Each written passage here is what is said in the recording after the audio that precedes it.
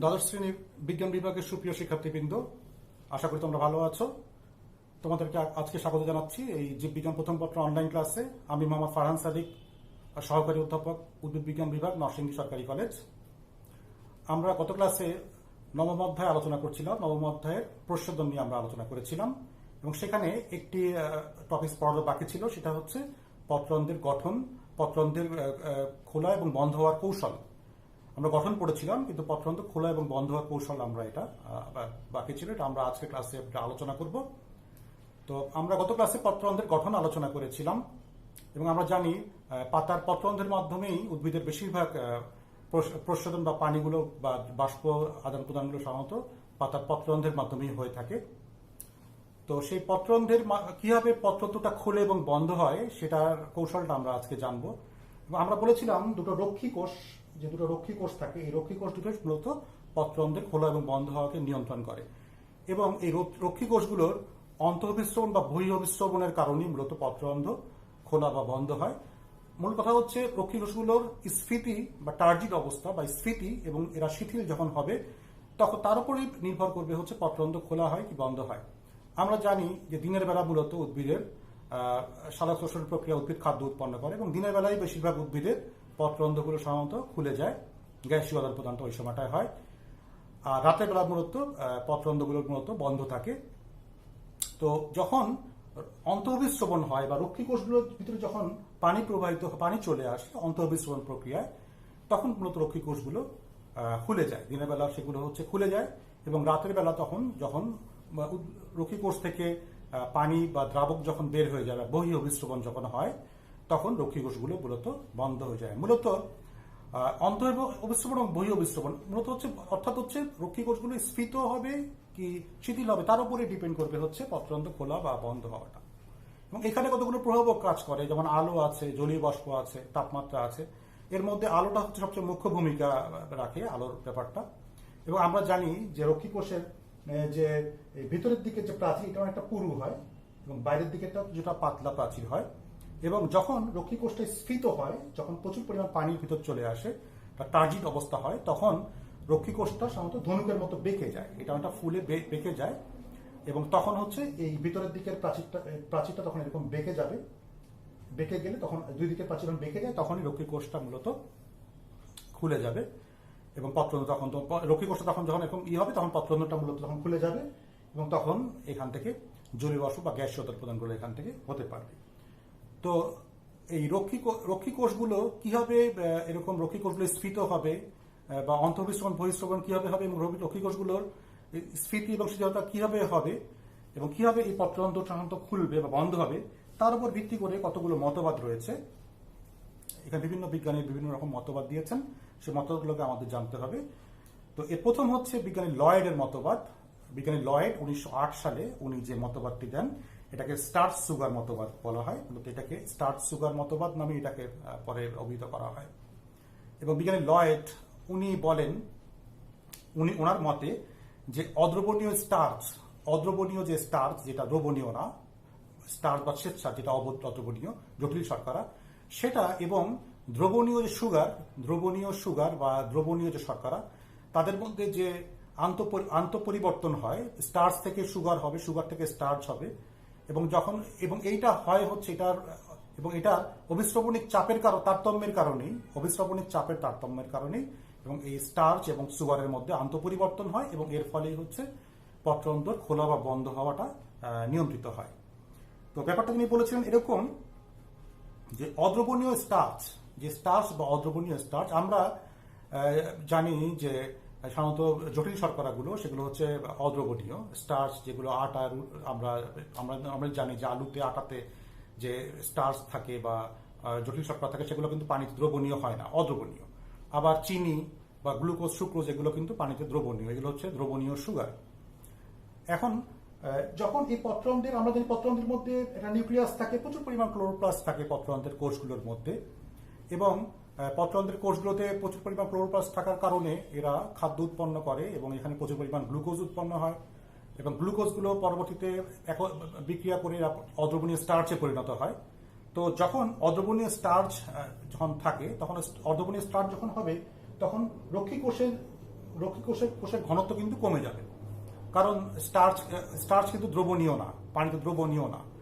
তাহলে এই জন্য রক্ষী কোষের ঘনত্বটা তখন কি হবে, কিছুটা কমে যায়, এবং সেক্ষেত্রে পার্শ্ববর্তী যে সহকারী কোষ অর্থাৎ মেসোফিল টিস্যু যে কোষগুলো আছে সেগুলোর ঘনত্ব কিন্তু বৃদ্ধি পায় এবং রক্ষী কোষের ঘনত্ব কিন্তু তখন কমে যায়। এই জন্য তখন রক্ষী কোষ থেকে কিন্তু তখন পানিগুলো তখন রক্ষী কোষ থেকে বহিঃঅভিস্রবণ প্রক্রিয়া কিন্তু পার্শ্ববর্তী কোষে তখন প্রবেশ করবে। তার মানে যখন অদ্রবণীয় স্টার্চ উৎপন্ন হবে তখন রক্ষী কোষের অভিস্রবণিক চাপটা কমে যায়। অভিস্রবণিক চাপটা হচ্ছে যখন দুটি ভিন্ন ঘনত্বের দ্রবণ, একটি বেশি ঘনত্বের দ্রবণ, একটি কম ঘনত্বের দ্রবণ, যখন এটা একটা বৈষম্যবৃদ্ধ ঝিল্লির দ্বারা পাশাপাশি পৃথক করা হয়, তখন সাধারণত দেখা যায় যে কম ঘন দ্রবণ থেকে দ্রাবক বা পানিগুলো বেশি ঘন দ্রবণের দিকে পাস করে বা যায়, এবং দুটো দ্রবণের ঘনত্বকে তার সমতা আনার জন্য তারা ওখানে যেতে থাকে। তার মানে দেখা যাচ্ছে যে এরকম যে দুটি ভিন্ন ঘনত্বের দ্রবণ, এটা হচ্ছে একটি ঘন দ্রবণ, আবার এটা হচ্ছে একটি হালকা দ্রবণ। তার মানে এখানে হচ্ছে দ্রব বেশি দ্রাবক কম, আর এখানে হচ্ছে দ্রাবক বেশি, মানে পানি বা দ্রাবক বেশি দ্রব কম। তাহলে একটা মাঝখানে একটা যদি বৈষম্যবৃদ্ধ বা অর্ধবৃদ্ধ ঝিল্লি থাকে, সেক্ষেত্রে এই যেটা কম ঘন দ্রবণ সেখান থেকে দ্রাবকগুলো অর্থাৎ পানিগুলো কিন্তু কি হবে, বেশি ঘন দ্রবণের দিকে যেতে থাকবে, এটাকে বলা হচ্ছে অভিস্রবণ। আর অভিস্রবণিক চাপটা হচ্ছে এই যে পানিগুলো যখন যাচ্ছে এদিকে, যদি পানিটা প্রচুর, মানে এই পানির যে যাওয়ার যে চাপটা, প্রেশারটা, এটাকে কিছুটা কমানোর জন্য এখান থেকে উল্টো একটা চাপ কিন্তু এদিকে আসে, মানে ঘন দ্রবণ থেকে হালকা দ্রবণের দিকে আরেকটা প্রচ্ছন্ন চাপ কিন্তু এদিকে আসে। এই প্রচ্ছন্নটা চাপটা যদি না আসে তাহলে সম্পূর্ণ পানি চলে যাবে এদিকে। সুতরাং এই যে প্রচ্ছন্ন চাপ যে আসছে এটাকে বলা হয় হচ্ছে অভিস্রবণিক চাপ। তার মানে অভিস্রবণ যখন হয় তখন দ্রাবক যেদিকে যাচ্ছে ঘন দ্রবণের দিকে, সেটাকে প্রশমিত করা বা সেটাকে কন্ট্রোল করার জন্য অপর দিক থেকে একটি প্রচ্ছন্ন চাপ আসছে, সেটাকে বলা হয় অভিস্রবণিক চাপ। তার মানে যখন দুটো দ্রবণের ঘনত্ব পার্থক্য বেশি হবে, এটা বেশি ঘন এটা কম ঘন, পার্থক্য যত বেশি হবে তত বেশি অভিস্রবণ হবে এবং তত বেশি অভিস্রবণিক চাপটাও কি হবে, সেক্ষেত্রে বেশি হবে। আবার যখন এই ঘনত্বটা কম হবে, দুটো ঘনত্ব যখন আস্তে আস্তে কাছাকাছি চলে আসবে তখন অভিস্রবণিক চাপটা কমে যাবে, এবং দুটো ঘনত্ব যখন সমান হয়ে যাবে তখন মূলত অভিস্রবণিক চাপ আর থাকবে না। তার মানে আমরা এখানে দেখছি যে যখন অদ্রবণীয় স্টার্চ উৎপন্ন হয়, তার মানে এই তখন রক্ষী কোষের কিন্তু রসের ঘনত্বটা কমে যাবে এবং পার্শ্ববর্তী কোষের ঘনত্বটা তখন কি হবে, বেশি হবে। তাহলে সেক্ষেত্রে এখানে কিন্তু অভিস্রবণিকটা তখন বহিঃঅভিস্রবণ হবে, এখানে অভিস্রবণিক চাপটা কমে যাবে। তখন কি হয়, এখান থেকে রক্ষী কোষগুলো থেকে তো কি হয়, তখন পানিগুলো দ্রাবকগুলো আস্তে আস্তে করে পার্শ্ববর্তী কোষের দিকে চলে যায়, এবং সেক্ষেত্রে কি হয়, রক্ষী কোষটা শিথিল হয়ে যায় এবং রক্ষী কোষটা আস্তে আস্তে কি হয়ে যায়, এরকম বন্ধ হয়ে যাবে। রক্ষী কোষটা তখন কি হবে, শিথিল হয়ে রক্ষী কোষটা তখন বন্ধ হয়ে যাবে। আবার আমরা জানি যখন অদ্রবণীয় স্টার্চগুলো সেগুলো যখন হাইড্রোলাইসিস হয়ে সেগুলো কি হয়, আবার দ্রবণীয় সুগারে পরিণত হয়। যখন দ্রবণীয় সুগার বা চিনিতে পরিণত হবে তখন কি হবে, এই দ্রবণীয় চিনি যখন হবে তখন আবার কিন্তু রক্ষী কোষের ঘনত্বটা কিন্তু আবার বেড়ে যাবে, তখন রক্ষী কোষের ঘনত্ব বেড়ে যাবে এবং সেক্ষেত্রে কি হবে, এখানে অভিস্রবণিক চাপটা তখন বৃদ্ধি পাবে, তখন কিন্তু অন্ত অভিস্রবণ হবে।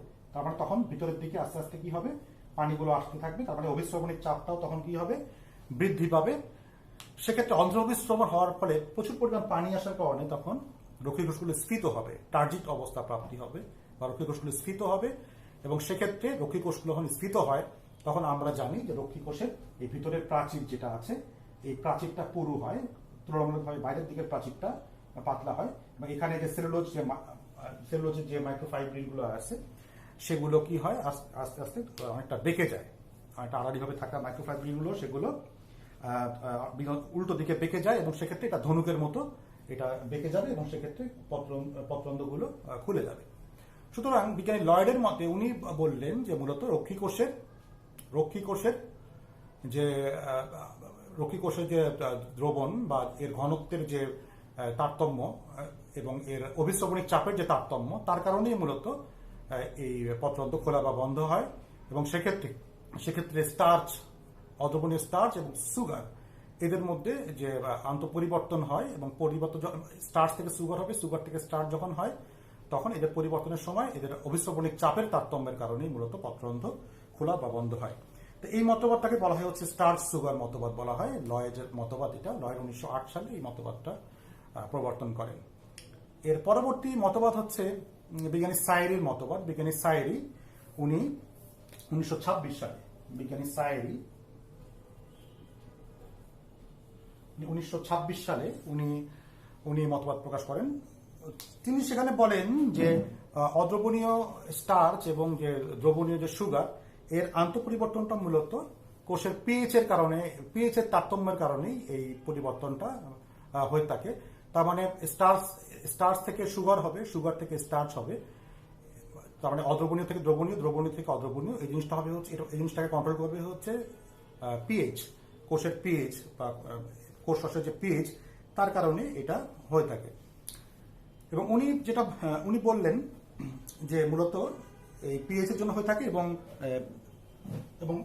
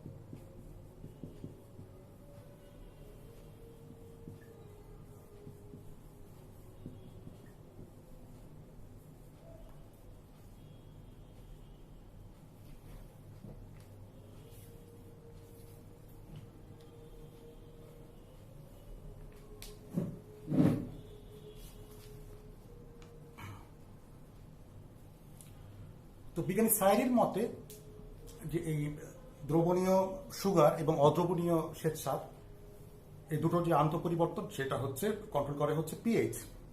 সেটা কি হবে? সেটা হচ্ছে রাতের বেলায়, আমরা জানি রাতের বেলা উদ্ভিদ সাধারণত সালোকসংশ্লেষণ প্রক্রিয়াটা বন্ধ হয়ে যায় এবং সেখানে খাদ্য উৎপন্ন হয় না, এবং সেক্ষেত্রে আমরা জানি সালোকসংশ্লেষণ প্রক্রিয়া উদ্ভিদ কিন্তু কার্বন ডাইঅক্সাইড ব্যবহার করে এবং ব্যবহার করে তারা গ্লুকোজ তৈরি করে।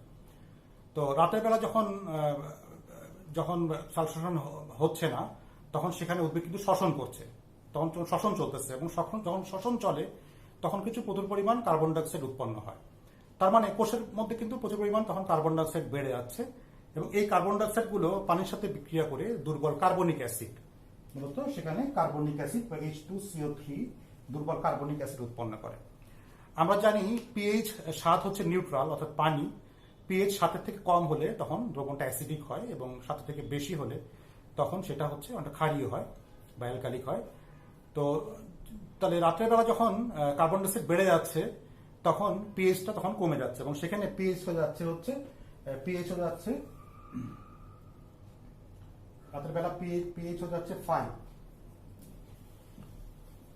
রাতের বেলা পিএইচ যখন কমে গিয়ে যখন 5 হয়ে যাচ্ছে তখন সেক্ষেত্রে ফসফোরাইলেজ এনজাইমটা কাজ করে, এবং ফসফোরাইলেজ এনজাইম যখন কাজ করে তখন সাধারণত দ্রবণীয় চিনি, যে দ্রবণীয় যে গ্লুকোজ 1 ফসফেট, সেগুলো এই কম পিএইচে ফসফোরাইলেজ এনজাইমের প্রভাবে তখন উৎপন্ন করে হচ্ছে অদ্রবণীয় শ্বেতসার, তখন অদ্রবণীয় শ্বেতসার এবং ফসফেটে বিশ্লিষ্ট হয়।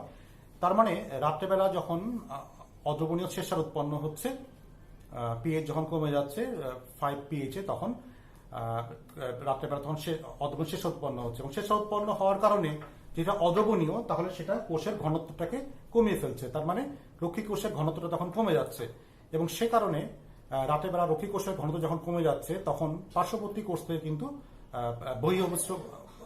পার্শ্ববর্তী রক্ষী কোষ থেকে কিন্তু তখন পানিগুলো তখন বের হয়ে যাচ্ছে, পার্শ্ববর্তী কোষে চলে যাচ্ছে। বহিঃবিশ্রণ প্রক্রিয়ায় রক্ষী কোষ থেকে পার্শ্ববর্তী কোষেগুলো পানিগুলো চলে যাওয়ার কারণে তখন রক্ষী কোষ কিন্তু শিথিল হয়ে যায়।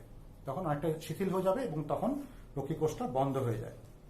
আবার যখন দিনের বেলা যখন দিনের আলোতে তখন দিনের আলোতে যে অদ্রবণীয় শ্বেতসার, সেটা আমরা জানি দিনের বেলা উদ্ভিদ তখন কার্বন ডাইঅক্সাইড ব্যবহার শুরু করে এবং কার্বন ডাইঅক্সাইড ব্যবহার করে তখন তারা আবার খাদ্য উৎপন্ন করে বা শর্করা উৎপন্ন করে। তখন দিনের বেলাতে তখন যেহেতু কার্বন ডাইঅক্সাইডটা ব্যবহার হয়ে যাচ্ছে, তখন আর কার্বনিক অ্যাসিড উৎপন্ন হচ্ছে না, তখন পিএইচটা তখন বেড়ে যাচ্ছে। দিনের আলোতে তখন পিএইচটা হয়ে যাচ্ছে 7 এবং তখন ফসফোরাইলেজ এনজাইমের উপস্থিতিতে অদ্রবণীয় শ্বেতসার অজৈব ফসফেটের সাথে বিক্রিয়া করে তখন গ্লুকোজ 1 ফসফেট উৎপন্ন করে। এবং আমরা জানি যে গ্লুকোজ 1 ফসফেট মূলত এটা দ্রবণীয়, এবং যখন রক্ষী কোষে গ্লুকোজ 1 ফসফেট উৎপন্ন হয় বা দ্রবণীয় সুগার তৈরি হয়, তখন রক্ষী কোষের ঘনত্ব কিন্তু বেড়ে যাচ্ছে। এবং রক্ষী কোষের ঘনত্ব পার্শ্ববর্তী কোষের ঘনত্ব থেকে বেড়ে যাওয়ার কারণে তখন পার্শ্ববর্তী কোষ থেকে কিন্তু অন্তর্বিস্রবণ প্রক্রিয়ায় রক্ষী কোষের মধ্যে প্রচুর পরিমাণ পানি প্রবেশ করছে এবং রক্ষী কোষগুলো স্ফীত হচ্ছে, একটা টার্জিডিটি প্রাপ্ত হচ্ছে এবং তখন রক্ষী কোষের তখন এই ভিতরের প্রাচীরটা বেঁকে গিয়ে তখন এই পঞ্চরন্ধ্রগুলো খুলে যাচ্ছে। তাহলে এটা হচ্ছে বিজ্ঞানী সায়েরি মতবাদ দিলেন। এটা তার মানে বিজ্ঞানী সায়েরির মতবাদ, সেটা হচ্ছে বিজ্ঞানী লয়েডের মতবাদের মতোই, শুধু উনি বললেন যে এখানে এটা কন্ট্রোলটা হচ্ছে পিএইচ এর মাধ্যমে। পিএইচ এর 5 এবং পিএইচ যখন 7 হয় তখন এই পিএইচ এর তারতম্যের কারণে মূলত অদ্রবণীয় শ্বেতসার এবং দ্রবণীয় সুগারের মধ্যে এই পরিবর্তনটা হয়। তাহলে আমরা দুটো মতবাদ পড়লাম। এর পরবর্তী যে মতবাদ সেটা কে বলা হচ্ছে আধুনিক মতবাদ বা প্রোটন প্রবাহ মতবাদ। আধুনিক মতবাদ বা প্রোটন প্রবাহ মতবাদের পূর্ব পর্যন্ত মূলত স্টার্চ সুগার যে মতবাদ, এটাই মূলত প্রতিষ্ঠিত ছিল। এবং পরবর্তীতে যখন বিজ্ঞানী এস ইমামুরা 1943 সালে উনি যখন আবিষ্কার করলেন যে মূলত রক্ষী কোষে পটাশিয়াম আয়ন প্রবেশ করতে পারে। অনেক সময় দেখা গেছে রক্ষী কোষে কিন্তু প্রচুর পরিমাণ পটাশিয়াম আয়ন প্রবেশ করে, এবং পরবর্তীতে গবেষণায় দেখা গেল যে পটাশিয়াম আয়ন প্রবেশ করলেই মূলত রক্ষী কোষগুলো স্ফীত হয় বা শিথিল হয়। এর কারণ হচ্ছে পটাশিয়াম আয়ন। এবং এর পরবর্তীতে এই পটাশিয়াম আয়নের কারণ এটাকেই রক্ষী কোষের স্ফীত বা শিথিল হওয়ার মূল কারণ হিসাবে ধরা হলো। এবং এরপরে যে আধুনিক মতবাদটা হলো সেটাকে বলা হচ্ছে প্রোটন প্রবাহ বা প্রোটন ট্রান্সপোর্ট মতবাদ। তো আমরা এরপরে দেখে নেই যে প্রোটন ট্রান্সপোর্ট মতবাদের মাধ্যমে কিভাবে পত্ররন্ধ্র সাধারণত খোলা বা বন্ধ হয়। আমরা প্রথমে দেখি তাহলে পত্ররন্ধ্র খোলার পদ্ধতিটা আমরা দেখে নিই। তো এখানে বলা হচ্ছে যে এরকম আধুনিক মতবাদ অনুসারে যে আলোক বর্ণালীর অংশ বা ব্লু লাইট, যে আলোর যে আমরা জানি বর্ণালীতে 7টি রং আছে, এর মধ্যে যে ব্লু লাইট সেটা রক্ষী কোষের মানে দিনের বেলাতে যখন সূর্যের আলোক থাকে তখন দিনের বেলাতে রক্ষী কোষের যে রিসেপ্টর কোষ বা সেন্সর সেগুলোকে উদ্দীপ্ত করে ব্লু লাইটটা বা নীল আলোক বর্ণটা এটা উদ্দীপ্ত করার ফলে তখন সক্রিয় পটাশিয়াম আয়ন কিন্তু রক্ষী কোষের ভিতরে প্রবেশ করে। তার মানে দিনের বেলা রক্ষী কোষের মধ্যে প্রচুর পরিমাণ পটাশিয়াম আয়ন প্রবেশ করছে, এবং যখন পটাশিয়াম আয়নগুলো যখন দিনের বেলা প্রবেশ করবে তখন কিন্তু রক্ষী কোষের ঘনত্ব কিন্তু বৃদ্ধি পাবে।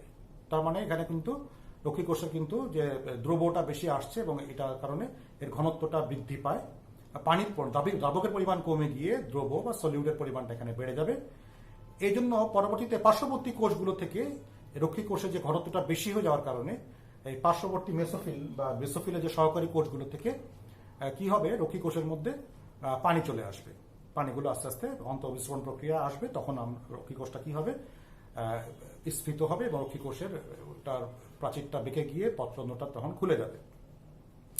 আবার দিনের বেলা দেখা যাচ্ছে যখন কার্বন ডাইঅক্সাইড কমে যায়, যখন আমরা জানি উদ্ভিদ দিনের বেলা ফটোসিনথেসিস প্রক্রিয়া, উদ্ভিদ সাধারণত দিনের বেলা তারা খাবার উৎপন্ন করে, এবং দিনের বেলার জন্য কার্বন ডাইঅক্সাইডের পরিমাণ যখন কমে যায় তখন কিন্তু পটাশিয়াম আয়নের বা পটাশিয়াম কিন্তু তখন দ্রুত প্রবেশ করে, এবং তখনও পটাশিয়াম আয়ন প্রবেশ করা মানেই হচ্ছে অন্তর্বিস্রবণ হওয়া, এবং এর ফলে রক্ষী কোষ কিন্তু তখন খুলে যায়।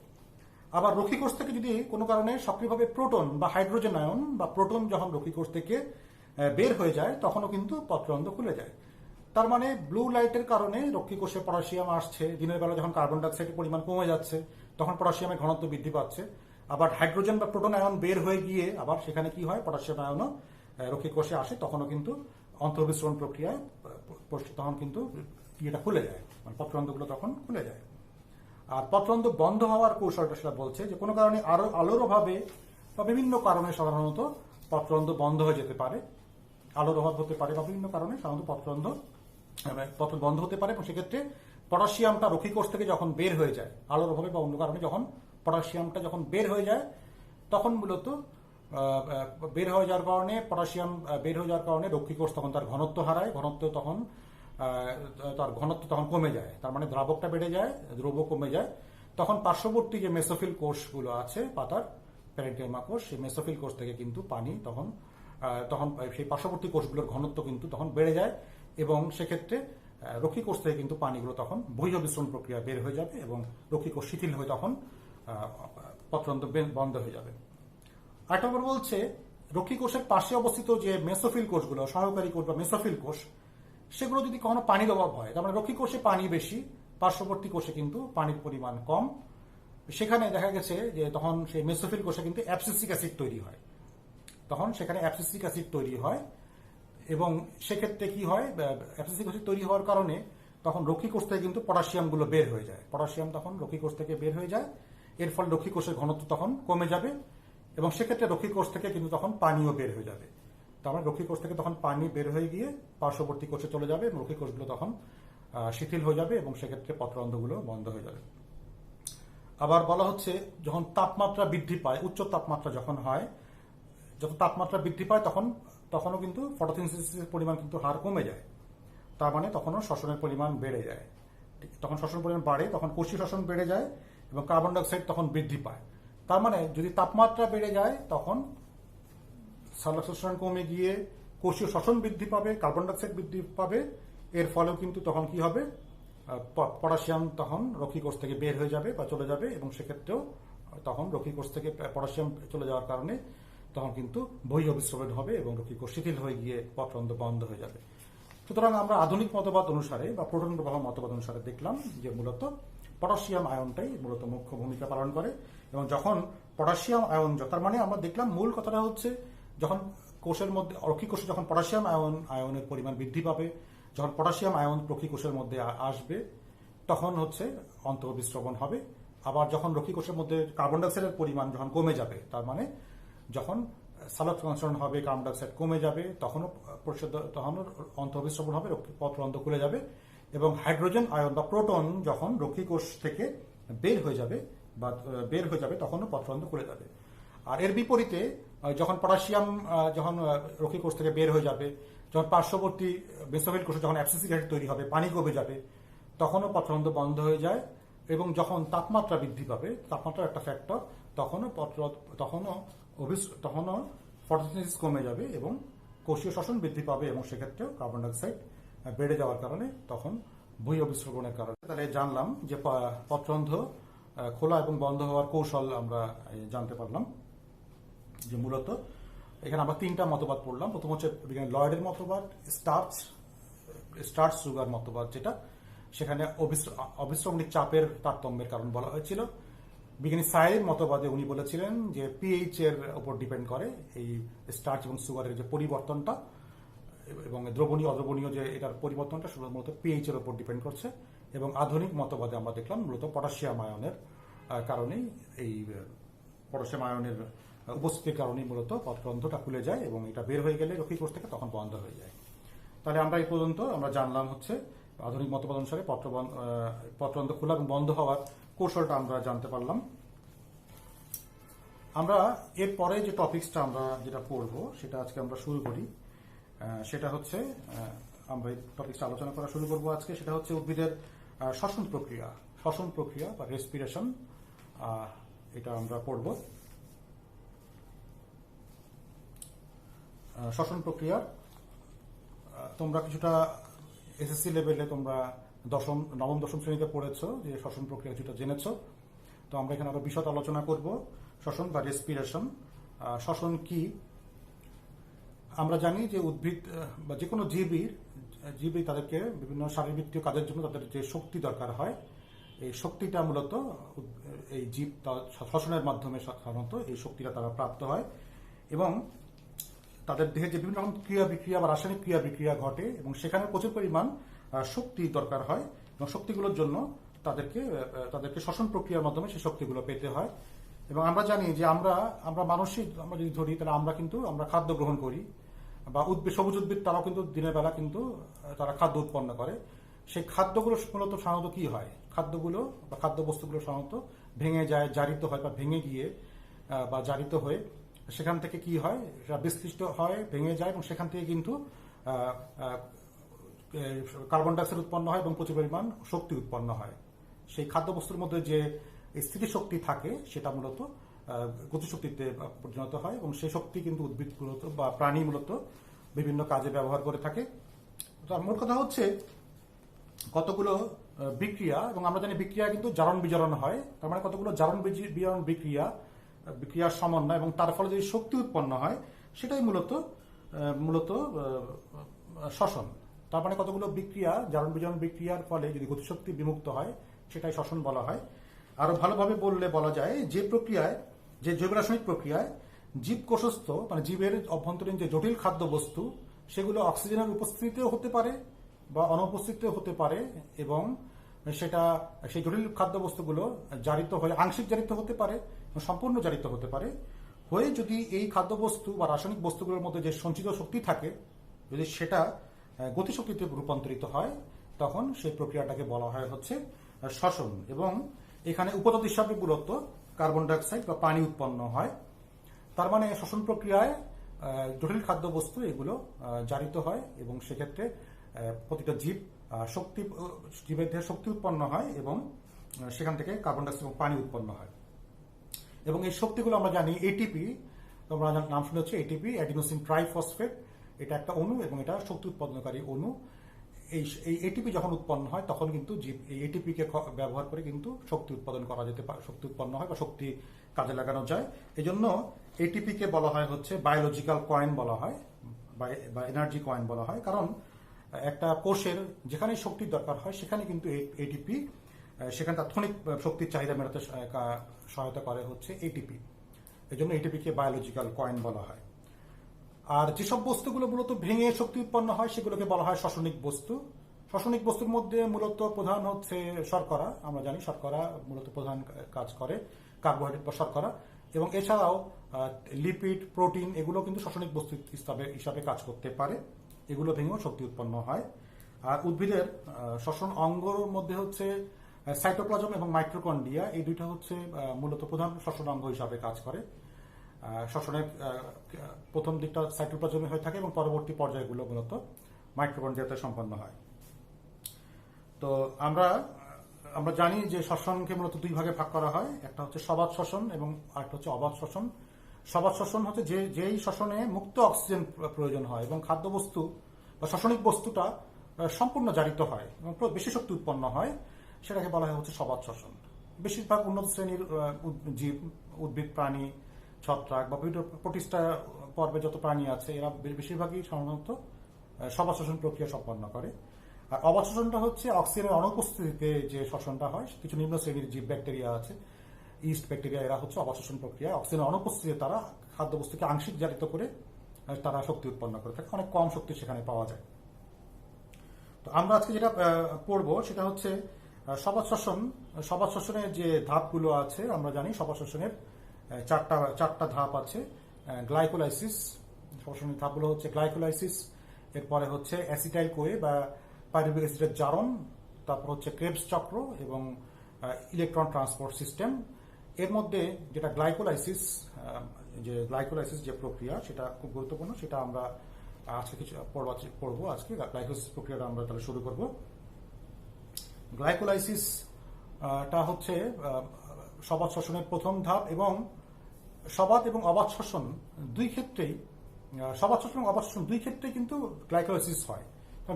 দুই প্রকার শ্বসনের কিন্তু অভিন্ন ধাপ হচ্ছে এই গ্লাইকোলাইসিস।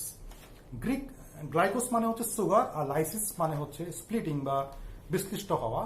তার মানে গ্লাইকোলাইসিস প্রক্রিয়াটায় হচ্ছে 9টা বিক্রিয়া আছে, এবং 9টা বিক্রিয়া বা 9টা ধাপ শেষে দেখা যায় 9টা পর্যায়ক্রমিক বিক্রিয়ার পরে এখানে এক অণু গ্লুকোজ ভেঙে 2 অণু পাইরুভিক অ্যাসিড উৎপন্ন হয়, এবং এক অণু গ্লুকোজ হচ্ছে 6 কার্বন বিশিষ্ট এবং পাইরুভিক অ্যাসিডগুলো হচ্ছে মূলত 3 কার্বন বিশিষ্ট। তার মানে 6 কার্বন বিশিষ্ট এক অণু গ্লুকোজ সমান ভাগে ভেঙে বিশ্লিষ্ট হয়ে দুই অণু পাইরুভিক অ্যাসিড 3 কার্বন করে 2 অণু পাইরুভিক অ্যাসিড উৎপন্ন হয়। এবং এই গ্লাইকোলাইসিসের অনেকগুলো নাম আছে, কারণ সৃজনশীল পরীক্ষায় গ্লাইকোলাইসিসকে বিভিন্ন নাম দিয়েও এটার পরীক্ষায় আসতে পারে। যেমন এটাকে ইএমপি পাথওয়ে বলা হয়। জার্মান বিজ্ঞানী 3 জন, যেমন এর মধ্যে হচ্ছে গুস্টাভো এমডেন, ওট্টো মেয়ারহফ এবং জ্যাকব কার্ল পার্নার্স, এই 3 জন। তার মানে হচ্ছে এমডেন, মেয়ারহফ এবং পার্নার্স, এই 3 জনের নাম অনুসারে ইএমপি, এটাকে তাদের নামের আদ্যক্ষর অনুসারে এটাকে ইএমপি পাথওয়ে বলা হয়।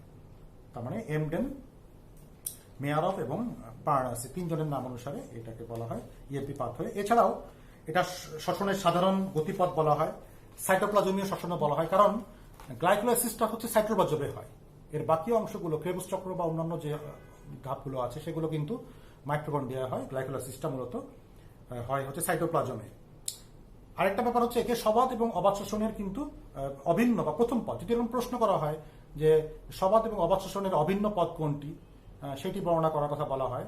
গ্লাইকোলাইসিস সরাসরি উল্লেখ করা হলো না, সেক্ষেত্রে বুঝতে হবে এটাকে গ্লাইকোলাইসিসকে মূলত ব্যাখ্যা করতে বলা হয়েছে।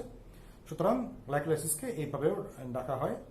এবং গ্লাইকোলাইসিসের শুরুতেই শ্বসনিক বস্তু যাই হোক না কেন, শর্করা হোক বা প্রোটিন হোক, লিপিড হোক, যাই হোক না কেন, গ্লাইকোলাইসিস যখন হয় তখন শুরুতেই তাকে গ্লুকোজে রূপান্তরিত হয়। শ্বসনিক বস্তুটা অবশ্যই হতে হবে হচ্ছে গ্লুকোজে হতে হবে। তার মানে গ্লাইকোলাইসিসের স্টার্ট হবে হচ্ছে গ্লুকোজ দিয়ে, শুরু হবে হচ্ছে গ্লুকোজ দিয়ে।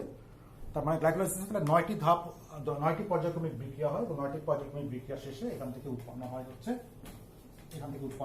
2 অণু পাইরুভিক অ্যাসিড। তাহলে আমরা ধারাবাহিকভাবে আমরা ধাপগুলো আমরা দেখি। তাহলে প্রথমে হচ্ছে গ্লুকোজ,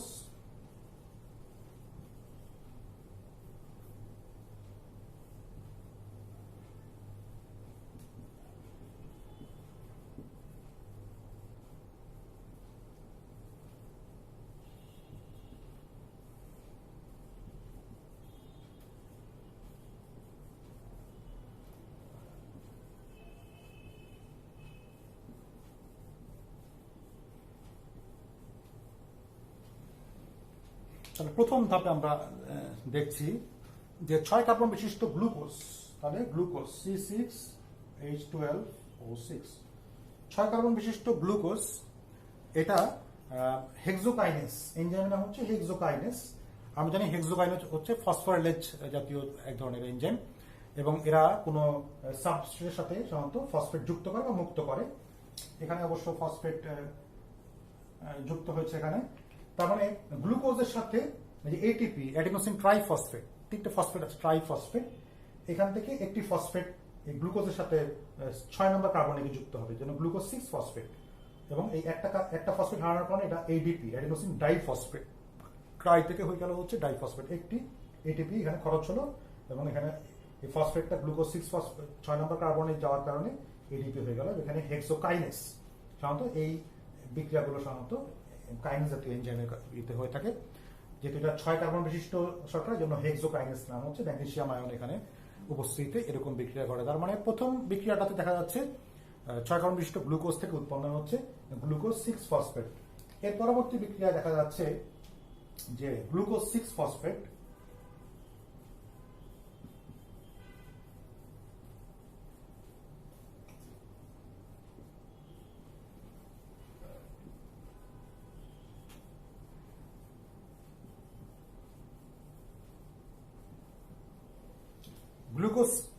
গ্লুকোজ 6 ফসফেট, এটা থেকে হচ্ছে ফ্রুক্টোজ 6 ফসফেট, এবং এখানে কাজ করে হচ্ছে ফসফোগ্লুকো আইসোমারেজ।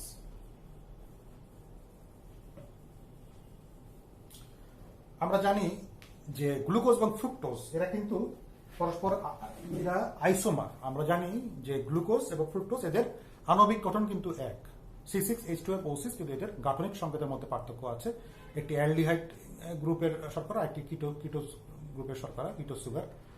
সুতরাং এরকম যদি অ্যালডোজ এবং কিটোজ সুগার যদি মানে পারস্পরিক পরিবর্তন করে, সেক্ষেত্রে কিন্তু আইসোমারেজ এনজাইমটা মূলত এখানে কাজ করে।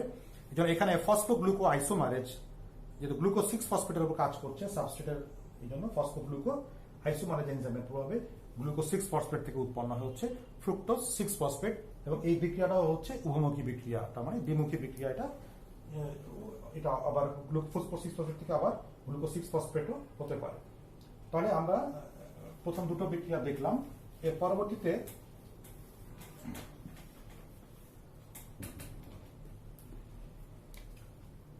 ফ্রুক্টোজ 6 ফসফেট থেকে উৎপন্ন হচ্ছে ফ্রুক্টোজ 1,6 বিসফসফেট।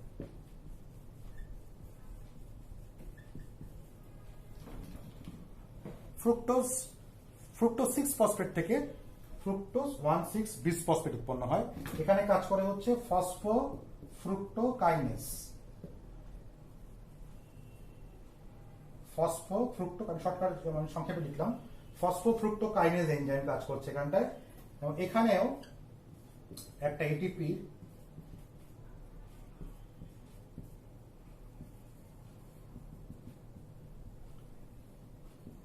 এক্ষেত্রে যেটা হয় সেটা হচ্ছে এটিপি থেকে একটা ফসফেট, যেমন এই ফ্রুক্টোজ 6 ফসফেট 6 নম্বর কার্বনে কিন্তু একটি ফসফেট ছিল, এখানে 1 নম্বর কার্বনে কিন্তু একটি ফসফেট চলে আসে, এবং এটির জন্য বিসফসফেট, আগে বলা হতো ডাইফসফেট, এখন বিসফসফেট বলা হয়। বিসফসফেট তার মানে 1 নম্বর কার্বনে, তাহলে এই ফসফেটটার মতো আসলো হচ্ছে এটিপি থেকে একটি ফসফেট আসার কারণে ট্রাই থেকে হয়ে গেল হচ্ছে ডাই, অ্যাডিনোসিন ট্রাইফসফেট হয়ে গেল হচ্ছে অ্যাডিনোসিন ডাইফসফেট হয়ে গেল। এবং এখানেও কাজ করছে ফসফোফ্রুক্টোকাইনেজ এনজাইমটা এখানে কাজ করছে। তার মানে এখানে আমরা পেলাম হচ্ছে ফ্রুক্টোজ 1,6 বিসফসফেট আমরা এখানে পেলাম। এটা ছিল হচ্ছে 3 নম্বর যে বিক্রিয়াটা ছিল এটা। এরপরে আমরা চতুর্থ বিক্রিয়াতে আমরা চলে যাই। ফ্রুক্টোজ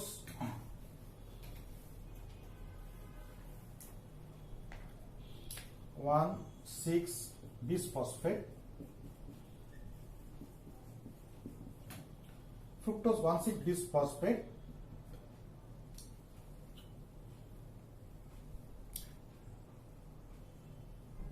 না, এর আগের বিক্রিয়া, যেটা আগের বিক্রিয়া ছিল সেটা মূলত ছিল একমুখী বিক্রিয়া। আর ফ্রুক্টোজ 1,6 বিসফসফেট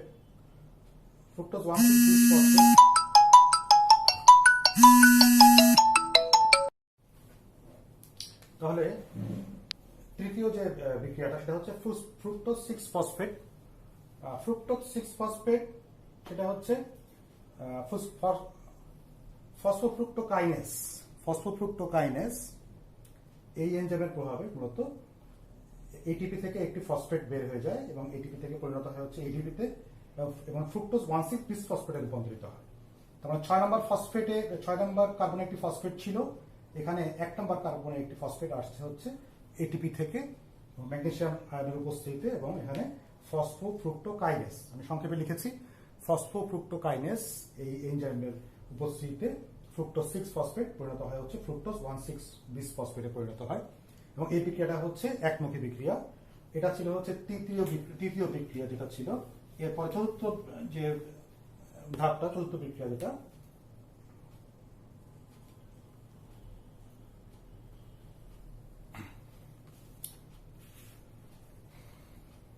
ফ্রুক্টোজ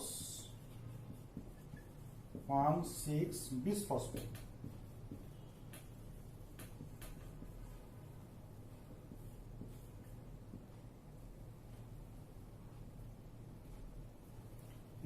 অ্যালডোলেজ এনজাইমের প্রভাবে এটা হবে হচ্ছে 3-ফসফোগ্লিসারিক অ্যাসিড, 3-ফসফোগ্লিসারিলডিহাইড।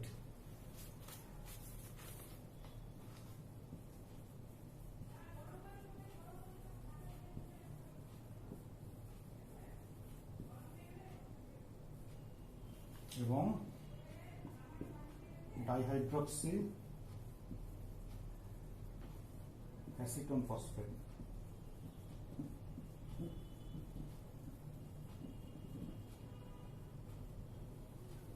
তাহলে ফ্রুক্টোজ 1,6 বিসফসফেট এটা হচ্ছে 6 কার্বন, তাই এটা 6 কার্বন বিশিষ্ট যৌগ যেটা, সেটা অ্যালডোলেজ এনজাইমের প্রভাবে ভেঙে 3 কার্বন বিশিষ্ট দুটি যৌগে পরিণত হয়।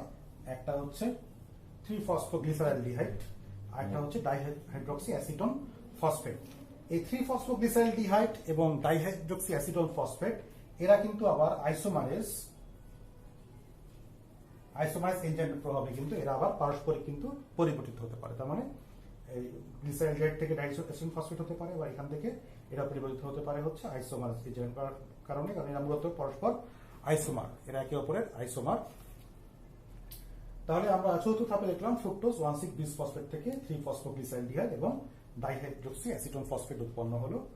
এরপরে পঞ্চম যে ধাপটা, পঞ্চম বিক্রিয়া যেটা,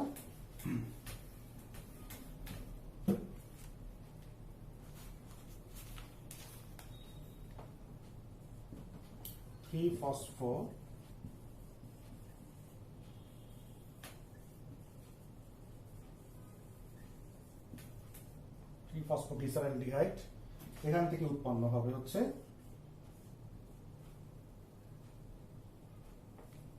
1,3-বিস ফসফোগ্লিসারিক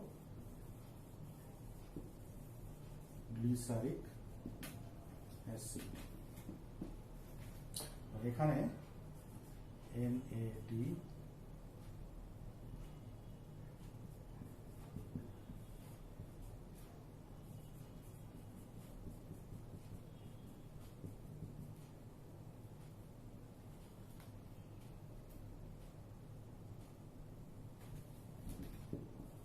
ডিহাইড্রোজেনাস।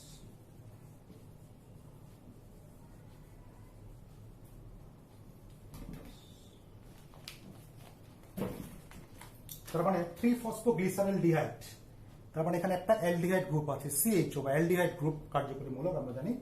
তাহলে 3-ফসফোগ্লিসারিলডিহাইড থেকে উৎপন্ন হবে হচ্ছে 1,3-বিস ফসফোগ্লিসারিক অ্যাসিড। এখানে 1,3 তিন নাম্বার কার্বনে কিন্তু একটা ফসফেট আছে, এখানে 3 নাম্বার কার্বনে ফসফেট আছে, তাহলে অতিরিক্ত 1 নাম্বার কার্বনে কিন্তু একটা ফসফেট লাগবে, সেটা হচ্ছে এই একটা অজৈব ফসফেট। এটা মূলত আসে হচ্ছে ফসফরিক অ্যাসিড থেকে। এখানে ফসফরিক অ্যাসিড H3PO4 এটাও মূলত বিক্রিয়া অংশগ্রহণ করে, এখান থেকে এই ফসফেটটা 1 নাম্বার কার্বনে আসে। আর গ্লিসারাইলডিহাইড থেকে দুটো হাইড্রোজেন আয়ন বের হয়ে যায়, এবং সেগুলো এই যে একটা coenzyme NAD, nicotinamide adenine dinucleotide, এই যে কোএনজাইম, এর সাথে সে দুটো হাইড্রোজেন আয়ন যুক্ত হয়ে এটাকে বিজারিত করে। তার মানে এটাকে বলা হয় রিডিউসড বা বিজারিত নিকোটিনামাইড অ্যাডেনিন ডাইনিউক্লিওটাইড, এটা বিজারিত অবস্থায় থাকে।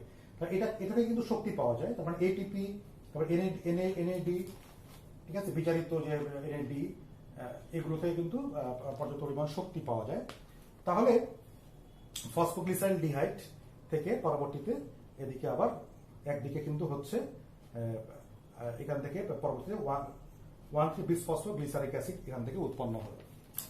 এরপরে এখন আমরা জানি যে আগের ধাপে ফসফোগ্লিসারিলডিহাইড উৎপন্ন হয়েছিল এবং ওই সাইডে উৎপন্ন হয়েছিল ডাইহাইড্রোক্সি অ্যাসিটোন ফসফেট, এবং ডাইহাইড্রোক্সি অ্যাসিটোন ফসফেটটা আবার কিন্তু আইসোমারেজ এনজাইম দিয়ে কিন্তু রূপান্তরিত হয়ে কিন্তু 3-ফসফোগ্লিসারিলডিহাইড উৎপন্ন করে। তার মানে এদিকেও 3-ফসফোগ্লিসারিলডিহাইড, ওদিকে উৎপন্ন হবে হচ্ছে 3-ফসফোগ্লিসারিলডিহাইড। কারণ এদিকে যে বিক্রিয়াগুলো হবে ওই সাইডেও কিন্তু 3-ফসফোগ্লিসারিলডিহাইড থেকে কিন্তু আবার একই বিক্রিয়াগুলো হবে। তার মানে এখানে যা উৎপন্ন হবে ওখানেও কিন্তু, মানে এই বিক্রিয়াটা দুই দিকে উৎপন্ন হচ্ছে।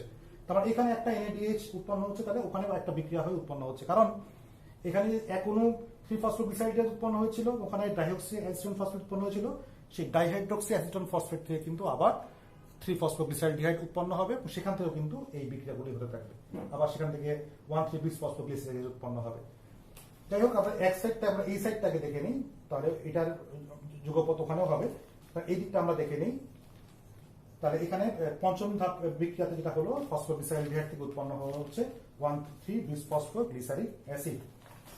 এরপরে আমরা বিক্রিয়াটা দেখি।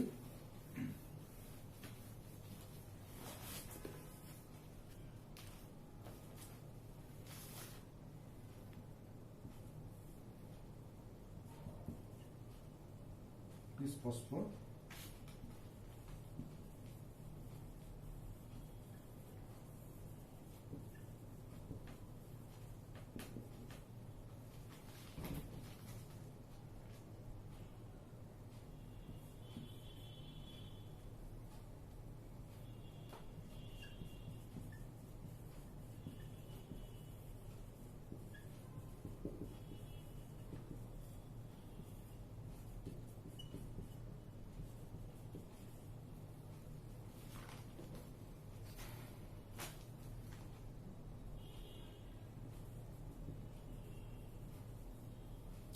তাহলে 1,3 বিসফসফোগ্লিসারিক অ্যাসিড, এখানে ফসফোগ্লিসারিক অ্যাসিড কাইনেস, এই ফসফোগ্লিসারিক অ্যাসিড যে সাবস্ট্রেট এর উপর কাজ করে দেখে ফসফোগ্লিসারিক অ্যাসিড কাইনেস এই এনজাইমের প্রভাবে উৎপন্ন হবে হচ্ছে 3-ফসফোগ্লিসারিক অ্যাসিড।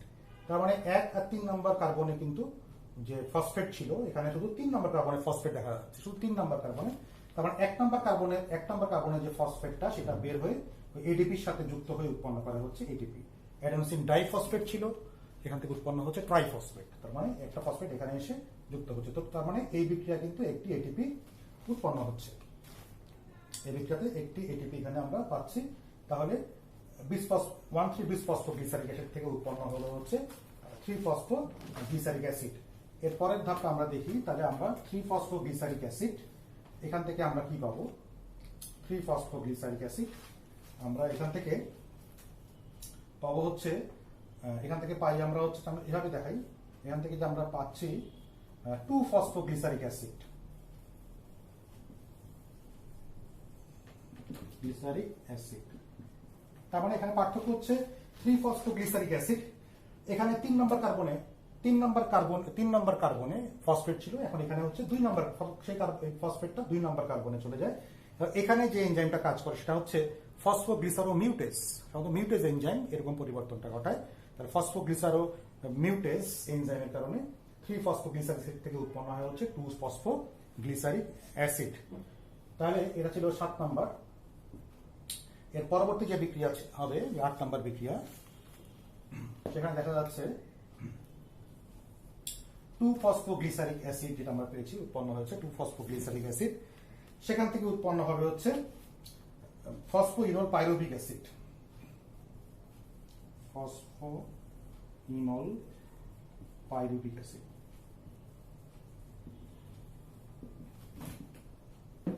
ফসফোইনোল পাইরুভিক অ্যাসিড, এবং এখানে ইনোলেজ এই এনজাইমটা কাজ করে, ইনোলেজ এনজাইম। এইখান থেকে এক অণু পানি বের হয়ে যায়, এক অণু পানি বের হয়ে 2-ফসফোগ্লিসারিক অ্যাসিড থেকে এক অণু পানি বের হয়ে ইনোলেজ এনজাইমের প্রভাবে উৎপন্ন হচ্ছে ফসফোইনোল পাইরুভিক অ্যাসিড উৎপন্ন হলো। এবং এটা 8 নম্বর। এবং সর্বশেষ যে ধাপ 9 নম্বর ধাপ, সেখানে ফসফোইনোল পাইরুভিক অ্যাসিড থেকে উৎপন্ন হয় হচ্ছে পাইরুভিক অ্যাসিড।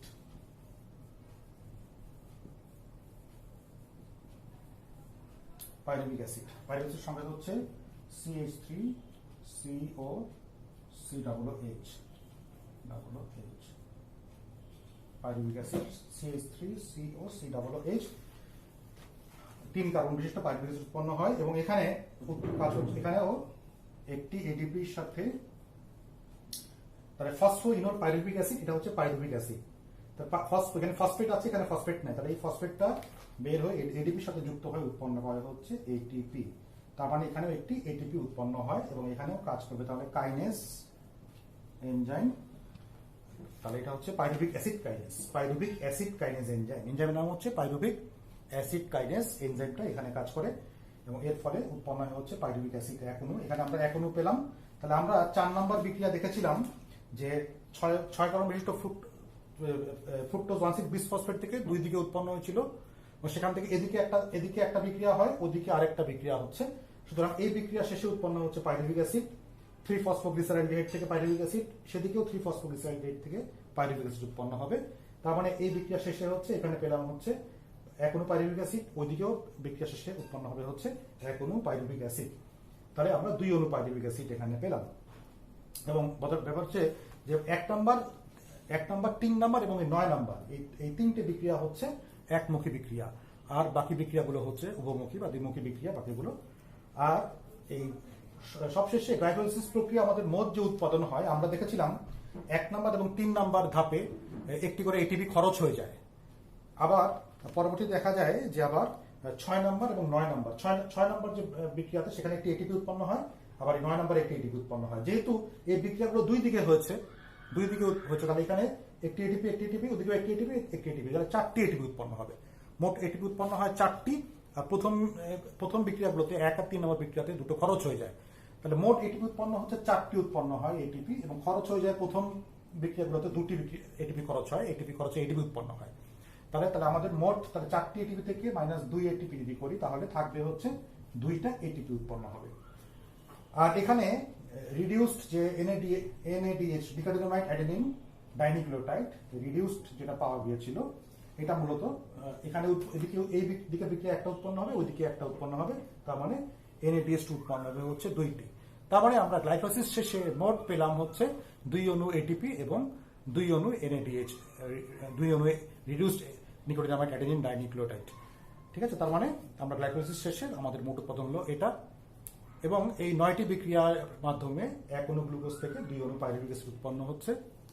এবং পাইরুভিক অ্যাসিড যদি উৎপন্ন না হয় তাহলে কিন্তু শ্বসন হবে না, এবং পাইরুভিক অ্যাসিড পরবর্তী ধাপের জন্য অবশ্যই পাইরুভিক অ্যাসিডের প্রয়োজন আছে, এবং পাইরুভিক অ্যাসিড উৎপন্ন না হলে শ্বসন হতো না এবং কোনো জীব বেঁচে থাকতে পারতো না। সুতরাং আমরা প্রথম ধাপে যেটা পেলাম সেখানে গ্লাইকোলাইসিস প্রক্রিয়ায় এখানে সকল এনজাইমগুলো ছিল দ্রবণীয় এনজাইম, এবং এখানে কোনো অক্সিজেনের প্রয়োজন হয় না। 9টা পর্যায়ক্রমিক বিক্রিয়া হয়, 1 নম্বর এবং 3 নম্বর এবং 9 নম্বর বিক্রিয়াতে একমুখী, বাকিগুলো উভমুখী। এবং এখানে সবশেষে 1 অণু গ্লুকোজ থেকে আমরা পাই হচ্ছে 2 অণু পাইরুভিক অ্যাসিড, 3 কার্বন বিশিষ্ট 2 অণু পাইরুভিক অ্যাসিড। তাহলে আমরা আজকে এই পর্যন্ত আমরা পড়লাম। আমরা পরবর্তী ক্লাসে আমরা পরবর্তী যে টপিকগুলো আছে সেগুলো নিয়ে আলোচনা করবো। সে পর্যন্ত তোমরা ভালো থাকো, তোমাদের সুস্থতা কামনা করছি। তোমরা সবাই ভালো থাকো। আল্লাহ হাফেজ।